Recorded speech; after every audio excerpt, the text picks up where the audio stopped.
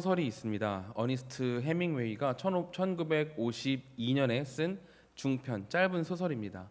미국 문학계에서 굉장한 지위를 가지고 있는 소설로 해밍웨이는 이 소설을 쓴 이후에 1953년에는 퓰리처상을 그리고 1954년에는 노벨 문학상을 수상했습니다. 이 소설의 내용은 단순합니다. 한 노인이 물고기와 다투는 일이에요. 한 노인이 있었습니다. 그는 돛담배 하나를 가지고 홀로 고기를 잡는 사람이었습니다. 비록 나이가 들어서 노쇠했지만 오랜 시간 동안 바다와 함께했고 몸도 그리고 마음도 아직 단단한 그런 사람이었어요. 문제는 그가 2달이 넘도록 한 84일 동안 바다에 나가서 물고기를 잡지 못했다는 점이었습니다. 그가 고기를 잡던 멕시코 만류라는 곳은 고기가 굉장히 많은 곳입니다. 세계 4대 어장이라고 불릴 정도로 고기가 풍부한 곳이었지만 그는 무려 84일 동안이나 아무런 결과를 내지 못하고 있었던 거죠. 그렇게 85일째 되던 날 그는 바다에 배를 띄워 홀로 낚시를 나갑니다. 그리고 이번에는 이전까지 가보지 않았던 더 먼 바다를 향해 나아가게 되죠. 그 먼 바다에서 그는 낚싯대를 들이우고 물고기를 기다립니다. 그리고 그때 엄청나게 큰 고기가 그 낚시를 물게 돼요. 이틀 밤낮을 새면서 이 물고기, 청새치라고 불리는 이 물고기와 힘 겨루기를 하고 3일째 되던 날, 4일째 되던 날 노인은 청새치를 작살로 찌르면서 결국 잡게 됩니다. 이 고기가 얼마나 컸던지 노인은 고기를 배 위로 올릴 수가 없을 정도였습니다. 그래서 고기를 그냥 배 뒤에 묶어두고 이후 다시 집으로 돌아가는 길이었어요. 그런데 물고기를 잡느라 3일 동안 엄청 고생했는데 이제 또 집으로 가는 길에 고난이 또 발생합니다. 묶어둔 청새치를 먹기 위해 가지고 상어떼들이 달려와 가지고 난리를 쳤던 거죠. 노인은 청새치를 상어들에게 빼앗기지 않기 위해서 상어와 또 사투를 벌이지만 결국 집에 도착했을 때, 항구에 도착했을 때 물고기는 다 뜯어먹히고 남은 것은 뼈밖에 없게 되죠. 하지만 다음 날 사람들은 노인이 잡은 이 청새치의 뼈만 보고도 정말 대단하다라고 이야기를 합니다. 5.5m가 넘는 그 크기에 놀라죠. 웬만한 청년도 잡기 힘든 그런 고기를 노인이 홀로 잡아왔다는 것에 대단하다는 이야기를 합니다. 이 소설이 중편 소설, 짧은 소설이지만 기본적으로 굉장히 좋은 소설이기 때문에 여러 갈래로 해석이 되고 또 읽은 사람마다 다른 평가를 내리기도 합니다. 저 같은 경우에는 어떤 생각을 했냐면은 주인공이 나이가 들어서 노인이 되었지만 그럼에도 불구하고 포기하지 않는 모습이 굉장히 인상적이었어요. 소설 안에서 노인이 이 난리를 겪으면서도 이런 말을 합니다. 인간은 파괴될 수는 있지만 패배하지는 않는다. 이 청새치를 3일 동안 잡았고 다시 집에 돌아오는 과정 가운데에서도 상어들이랑 사투를 벌이느라 순탄치 않았기 때문에 집에 돌아온 노인의 손은 정말로 엉망진창이 되어 있었습니다. 그렇게 손이 파괴돼 가지고 부상을 입을 수는 있었어도 노인은 패배하진 않았다는 겁니다. 끝까지 사투를 벌였고 승리했어요. 세상에 다른 일반적인 노인이라면은 파괴당하지 않기 위해서 포기해버리고 져버렸겠지만 노인은 자신이 할 수 있는 한 최선을 다했어요. 3달이 다 돼가도록 아무런 물고기를 낚지 못했지만 노쇠한 몸을 이끌고 바다로 다시 나갔고 도전했고 물고기를 잡기 위해서 포기하지 않았습니다. 저는 그 마지막 불꽃이 굉장히 인상 깊었던 거예요. 그 이후로 그 노인이 계속해서 낚시를 했는지 안 했는지 나와 있지는 않지만 그가 손이 다 망가져서 낚시를 하지 못했다고 하더라도 이 청새치를 잡기 위해서 분투를 했다라는 거, 그리고 그 뼈라도 상어랑 싸우면서 남긴 그 뼈라도 가지고 왔다는 거, 그것은 그에게 있어서 패배가 아니라 아무것도 얻지 못한 것이 아니라 승리했다라는 방증이었으니까요. 그리고 오늘 본문에서도 한 노인이 나옵니다. 하나님의 마음에 든 사람은 아니었었죠. 성경은 그에 대해서 가차없이 평가하고 실제로 그가 하나님 앞에 바른 인생을 살아간 것도 아니었습니다. 그냥 그런 평가를 받을 만한 그런 인물이었죠. 오늘 본문인 오늘 우리가 읽은 거는 10절과 11절밖에 읽지 않았지만 3장 내내 나오는 한 노인이 있습니다. 인생의 마지막 부분을 살아가고 있었고 인생 마지막뿐만이 아니라 하나님의 사역자로서로도 마무리를 강제로 당하고 있는 바라보고 있는 그때 그는 하나님 나라의 개벽을 위해 마지막 불꽃을 지폈던 노인이라는 점에서 저는 이 인물을 굉장히 인상 깊게 바라봤습니다. 바로 제사장 엘리 이야기인데요. 우리가 잘 알고 있듯이 엘리는 절대로 좋은 평가를 받을 만한 인물이 아닙니다. 그는 하나님 앞에 진실되게 기도하고 있는 한나에게 술 취하지 말라고 핀잔을 주었고 제사장인 아들들이 성막에서 굉장히 난리를 치고 그리고 하나님 앞에 행악하고 있었음에도 불구하고 아무런 제재를 취하지 않았습니다. 사무엘상 2장 17절에는 이 아들들에 대해서 뭐라고 나오냐면은 이 소년들의 죄가 여호와 앞에 심히 크면 그들이 여호와의 제사를 멸시함이었더라고 나와 있습니다. 하나님은 그들을 향해서 죄가 심히 크다라고 말씀하셨습니다. 그냥 잘못을 했다, 그들이 못된 짓을 했다 정도가 아니라 심히 커가지고 하나님이 이들을 그대로 가만히 두고 볼 수가 없을 정도였다라고, 굉장히 엇나가 버린 자들이었어요. 아들들이 이렇게 막무가내로 행동하는데 대제사장인 아버지 엘리는 아무런 제재를 가하지 않고 그들을 방종하게 만들고 놔두고 있으니 직접 악행을 저지르진 않았다고 하더라도 엘리의 죄는 컸음에 분명하죠. 이스라엘은 이런 제사장들 가운데에서 어떤 희망이나 소망 없이 제대로 된 하나님의 상을 바라보지 못하고 그렇게 근근히 살아가고 있었습니다. 결국 하나님은 이를 참지 않으셔서 2장 끝부분에 와서 이스라엘 가운데 큰 변화가 있을 것임을 선포하시는데요. 2장 30절 말씀을 제가 한번 읽어보겠습니다. 그러므로 이스라엘의 하나님 나 여호와가 말하노라 내가 전에 내 집과 내 조상의 집이 내 앞에 영원히 행하리라 하였으나 이제 나 여호와가 말하노니 결단코 그렇게 하지 아니하리라. 나를 존중히 여기는 자를 내가 존중히 여기고 나를 멸시하는 자를 내가 경멸하리라. 하나님께서는 분명하게 말씀하세요. 하나님을 존중하는 자를 주께서 존중히 여기시고 하나님을 멸시하는 자를 주께서 경멸하겠다 말씀하십니다. 이는 앞선 자가 뒤가 되고 그리고 위에 있는 자가 아래가 된다라는 큰 변화가 있을 것임을 말씀하시는 겁니다. 주님은 콕 집어서 얘기하시는 거예요. 대제사장으로서의 이스라엘에 가장 앞서 있고 가장 높은 자리에 있던 엘리의 집안을 이제 가장 뒤에 그리고 가장 낮은 곳에 두겠다라고 선포하고 계신 겁니다. 대제사장으로서 대우를 받고 존경을 받아왔고 하나님의 가장 가까이 있는 자라는 평가를 받아왔지만 이제 그와 그의 가정은 그의 집안은 그 혜택 모두를 상실하고 하나님에게서 버림을 받게 될 것이었습니다. 이렇듯 엘리는 오래된 그의 나이만큼이나 그의 임무, 사역 또한 결말을 향해 가고 있는 모든 것들이 끝을 향해 가고 있는 그런 상황이었습니다. 사무엘서를 읽는 누구라도 어느 누구라도 엘리의 마지막이 얼마 남지 않았다라는 것을 느낄 수 있을 정도예요. 그렇다면 이 노인 엘리는 이렇게 나쁜 사람인 채로 역사의 뒤안길로 사라져버리고 마는 걸까요? 하나님은 그를 어떻게 하실까요? 인간은 우리의 생각대로라면은 이렇게 대제사장이면서도 자신의 직무를 유기한 자에게 당연히 일말의 가치를 두지 않고 하나님 나라에서 쳐버리는, 사라져버리게 만드는 것이 당연해 보일 수 있습니다. 하지만 주님께서는 굉장히 신묘하셔서 우리는 알 수 없는 주님의 계획을 가지고 계셔가지고 엘리를 그 속 안에 신기하게 집어넣으세요. 바로 소년 사무엘이 처음 하나님께 부르심을 받는 부분이에요. 어린 사무엘은 하나님의 전 안에서 잠을 자고 있었는데 어디선가 사무엘을 부르는 소리가 들렸습니다. 이에 사무엘은 당연히 엘리 선지자인 엘리 제사장인 줄 알고 엘리 제사장이 이때쯤에는 몸이 굉장히 비둔하고 눈이 보이지 않았으며 굉장히 나이가 들어 있었기 때문에 밤중에라도 어떤 일이 있을 수 있어서 이렇게 자주 부르곤 했었던 것 같아요. 그래서 사무엘은 당연히 엘리 제사장이 자신을 부르는 줄을 알고 엘리에게 가서 얘기를 하죠. 부르셨습니까? 제가 여기에 있습니다. 하지만 아무 생각 없이 잠을 자고 있던 엘리는 자신은 사무엘을 부른 적이 없기 때문에 나는 너를 부르지 않았다. 다시 가서 자거라 하고 끝을 맺죠. 잠시 후에 하나님이 사무엘을 다시 부르셨고 사무엘은 또 엘리에게 찾아갑니다.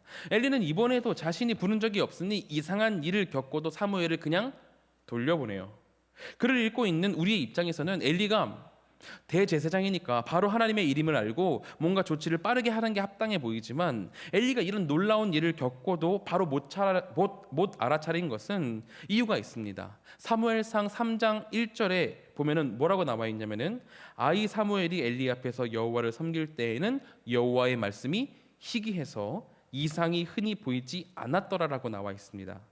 대제사장인 엘리조차도 하나님의 말씀을 경험해 보지 못했던 거예요. 하나님의 말씀을 경험한 적이 이스라엘 민족 전체에 거의 먼 과거, 옛날의 이야기가 되고 있었던 거죠. 그래서 엘리도 사무엘이 밤늦게 2번이나 이렇게 찾아옴에도 불구하고 그게 하나님의 일인지, 아니면 어린이가 뭐 몽유병이 있어가지고 이상한 꿈을 꾸고 나한테 왔는지 알아보지 못한 채 다시 돌아가 자라 정도로만 말을 하고 있는 거죠. 하나님의 일하심에 대한 가능성이 희박한 시대, 그런 시대가 사사기에서 사무엘서로 넘어가던 요 시대였던 거예요.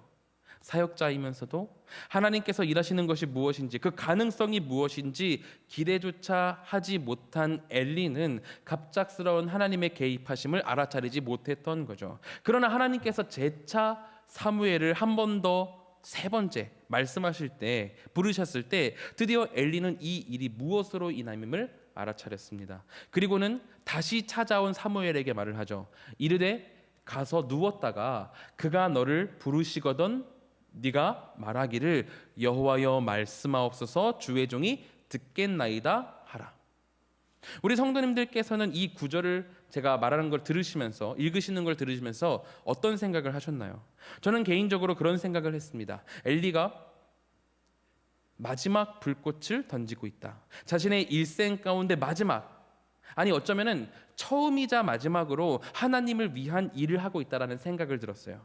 사무엘에게 하나님에 대해서 알려주고 주님의 말씀에 어떻게 응답해야 하는지를 알려주는 나름 마지막 열쇠 역할로서 쓰임 받고 있는 거죠. 비록 그의 전체 삶은 아들들을 방만하게 내버려 두고 대제사장다운 삶을 살지 못했지만, 자신의 인생 마지막을 살아가고 자신의 사역 끝이 다가오는 이 시점에서 그는 하나님의 운행하심을 캐치하고, 유일하게 캐치하고 사무엘이 주님의 선지자로서 설 수 있도록 첫 장면을 열어주고 있기 때문에 저는 이 엘리를 보면서 그가 마지막 불씨를 태우고 있구나라는 생각을 했던 겁니다. 그리고 이렇게 사무엘이 하나님의 말씀을 듣게 함으로써 어두웠던 이스라엘의 아침을 열어주는 작은 역할로 쓰임 받고 있는 거예요. 물론 오늘 본문에서 엘리가 맡은 역할은 아주 작고 간단한 거였습니다. 자고 있는데 깨워서 몇 번 대답해 주다가 이게 하나님의 일이구나를 깨닫고 주님께 응답하면, 어떻게 응답하면 좋을지를 이야기해 준 거니까요. 그냥 지나가는 엑스트라 일, 뭐 그런 역할인 거예요. 하지만 엘리의 모습에서 저는 굉장히 생각보다 따뜻함을 느꼈습니다. 한번 생각해 보세요. 밤에 잠을 자고 있는데 애가 와서 3번을 깨우면서 일어나세요 그러면은 저는 너무 스트레스를 받아가지고 가서 자, 다시 오기만 해봐, 혼난다, 이렇게 말했을 것 같거든요. 그런데 오늘 본문에서는 엘리가 깨우는 사무엘에게 부정적으로 대했다라는 그런 말씀이 없습니다. 사무엘이 찾아올 때마다 내가 부르지 않았으니 다시 가서 누우라라고 말할 뿐이었습니다. 얼마나 따뜻해요. 그리고 하나님임을 깨닫는 것을 보세요. 3번 찾아왔을 때 뭐 저 같았으면 또 너 오늘따라 왜 그러냐, 나 안 불렀다니까, 이렇게 짜증을 냈을 것 같은데, 하나님의 말씀이 흔하지 않아서 경험도 없던 그 와중에 지금 이 현상이 하나님의 일하심임을 제대로 캐치해서 사무엘에게 알려주기까지 하고 있습니다. 그뿐인가요? 하나님께서 부르셨을 때 어떻게 응답해야 할지도 알고 있었습니다. 하나님의 말씀이 희귀해가지고 하나님의 이상을 볼 수 없는 그런 소망 없는 시대였음에도 불구하고 엘리는 하나님의 말씀에 어떻게 응답할지 이미 알고 있었어요. 그의 인생 전체로 봤을 때 그는 분명 칭찬받을 만한 사람은 아니었지만 적어도 사무엘로 하나님께 나아가게 할 수 있는 지식, 적어도 그만큼은 알고 있었던 겁니다. 그는 분명히 부족한 자였지만 하나님께서 쓰시고자 할 때 마지막 불꽃을 내비칠 줄 알았던 그런 자였던 거죠. 그렇다면 우리는 어떠할까요? 우리 한국 교회 어느 곳에 가든지 사역을 부탁드리면 항상 모두 똑같이 하는 말씀이 있습니다. 목사님, 제가 부족해서, 이건 제가 모자라가지고 어떻게 감히, 뭐 이런 말씀을 하곤 하세요. 이거는 제게 있어서 정말로 도저히 뚫고 들어갈 수가 없는 엄청난 방어의 말이기도 합니다. 자신이 모자라시다고까지 겸손하게 말씀을 하시는데 제가 어떻게 더 이야기를 드릴 수 있겠어요.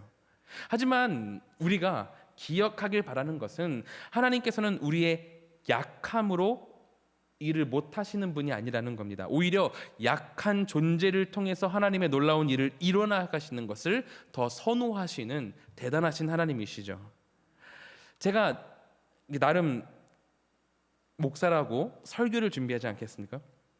설교를 준비하는 게 간단한 일은 아닙니다. 이것저것 자료도 조사해야 하고 성도님들께 설명을 잘 드리기 위해서 어느 부분에서 쉽게 가야 될지, 어느 곳에서 예화를 쓰면 좋을지, 여기서는 어려워도 무조건 다 설명을 드려야 한다든지, 아니면은 뭐 접었다 펼쳤다 좁혔다 넓혔다, 뭐 이것저것 생각할 게 굉장히 많긴 합니다.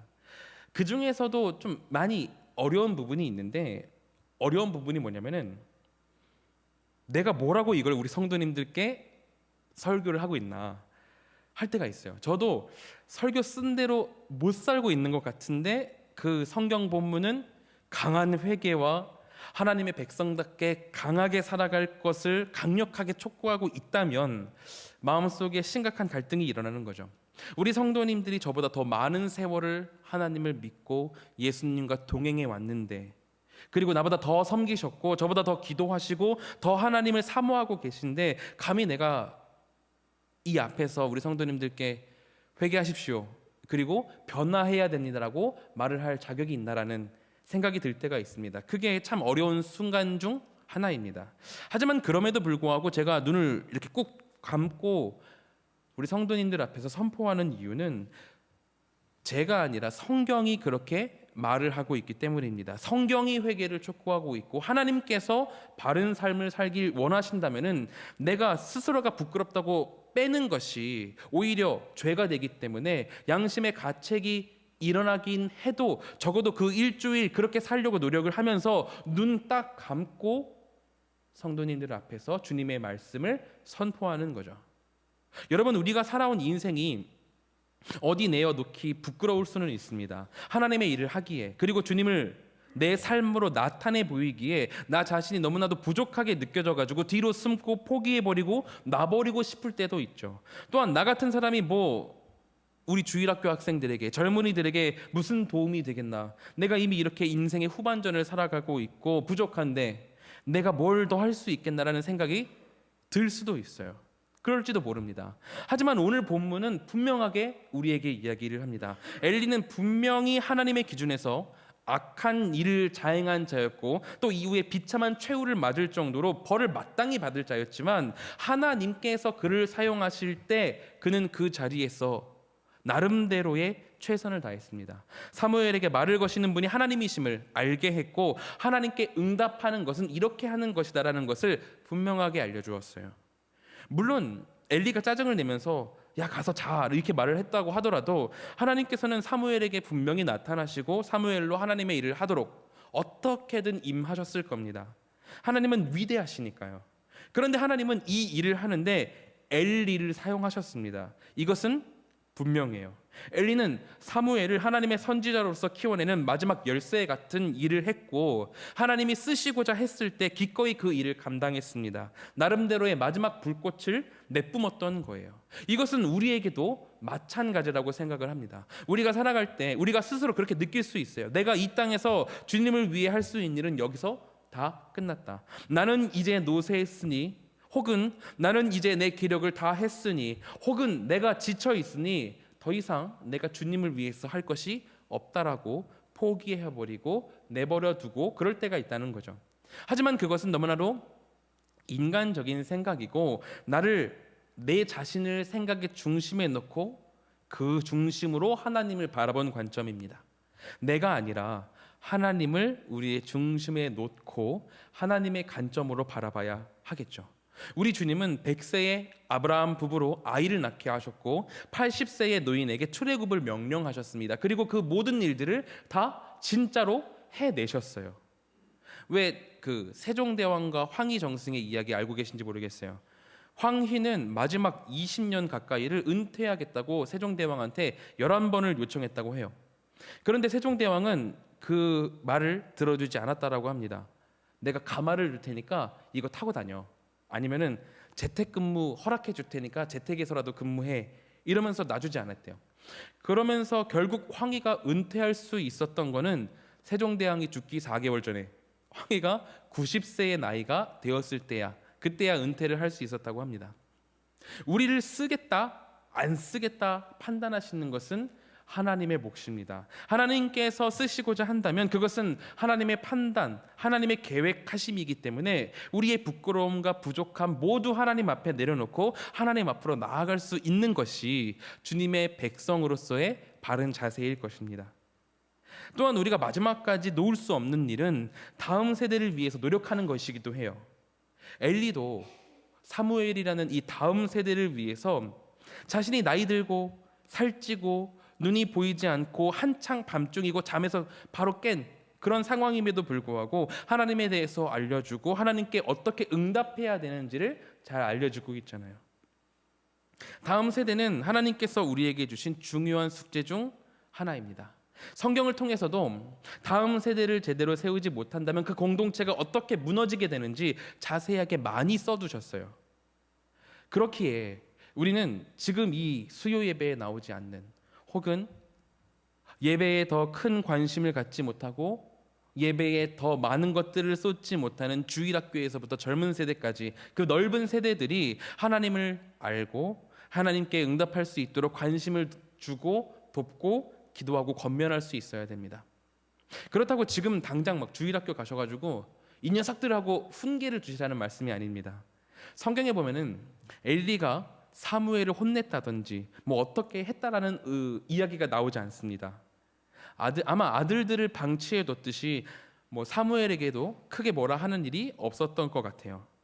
하지만 자신의 아들들과 사무엘을 다르게 대했던 딱 한 가지는 사무엘에게는 바른 방향성을 제시하고 바른 방향성대로 나아가도록 잡아줬다는 겁니다. 너를 부른 분은 하나님이시다. 그리고 그분께는 이렇게 나아가야 한다라는 방향성을 제시해 줬어요. 우리 젊은 세대들이요, 무례해 보일 때가 많이 있습니다. 젊은 제가 볼 때도 굉장히 답답할 때가 있어요. 심통을 부리고 대체 왜 저렇게밖에 말을 하지 못할까라는 생각이 들 때가 있죠. 간혹 우리가 오해할 수 있는 게 그 심통 가운데에 그들의 나름대로의 두드림이 있다라는 거예요. 그들이 정말 말도 안 되는 이야기를 하면서 이상한 요구를 할 때가 있어요. 제가 경험하기로는 제가 맡고 있는 웨이브 초등학생에서부터 가끔씩은 제가 맡고 있는 3040에 이르기까지 들을 때 막 하는 그런 이야기를 하실 때들이 있습니다.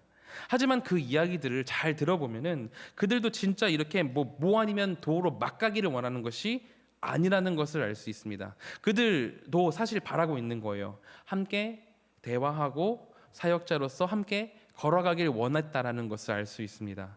그런 본의가 정말 말도 안 되는 말들 사이에 숨겨져 있을 때가 있습니다. 그럴 때 말도 안 되는 이야기 하지 마 저리 가라고 반응하시기보다 한 번쯤은 그 이야기를 함께 들어봐 주시고 대화해 주셨으면 좋겠습니다. 사무엘도 엘리가 무서웠다면은 우물쭈물대다가 한 번만 가고 두 번째는 안 갔을 수도 있잖아요.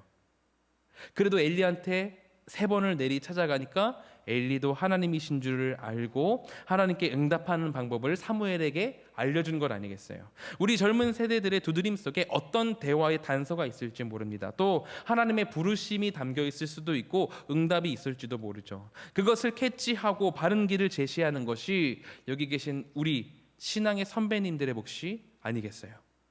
이런 모든 것들을 통해 사무엘은 하나님을 깨닫고 고백을 합니다. 주님, 제가 여기 있습니다. 우리 신앙의 후배들이 하나님의 부르심에 응답하여 주님, 제가 여기 있습니다라고 고백할 수 있게 되기를 바라면서 깊은 관심과 기도 가져다 주시기를 바랍니다.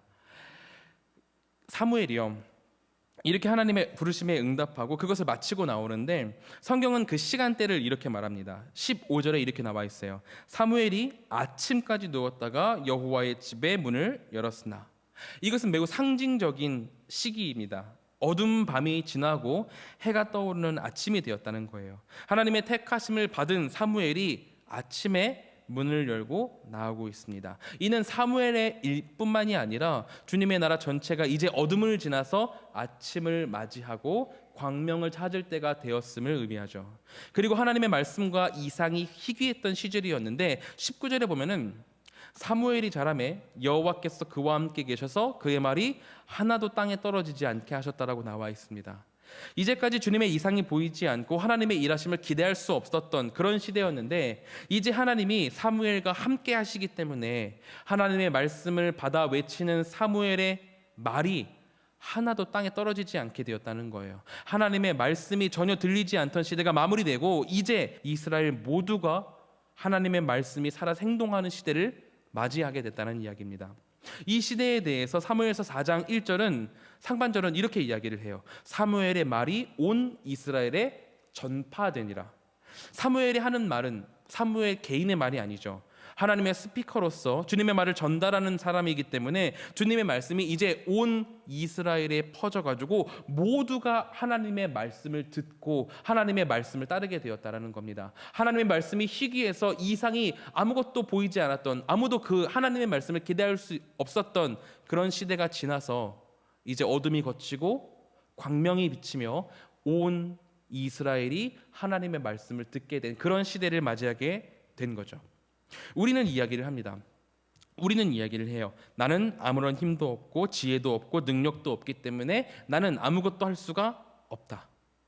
하지만 하나님은 하나님이 선택하신 이 소년을 세우는 일에 세상에서 제일 못난 자들을 들어서 사용하셨습니다. 첫째로 본인인 미숙한 소년과 또 노쇠하고 불충한 제사장, 그리고 불임이었던 저주받은 여인, 이들 모두 하나님의 목적을 이루는데 중요한 도구로 사용되고 있어요.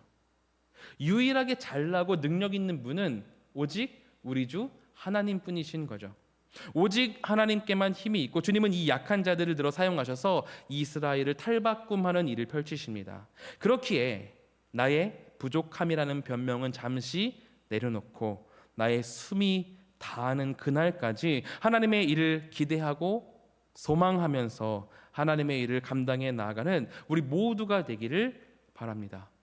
하나님께 순종하고 또 하나님이 주신 다음 세대를 사랑하며 이 한가람 교회를 우리가 바르게 세워 나갈 때 주님은 이곳에 함께 하시고 우리 공동체가 하나님의 나라가 되도록 변화시키실 것입니다. 우리 이것을 기대하면서 함께 기도하도록 하겠습니다.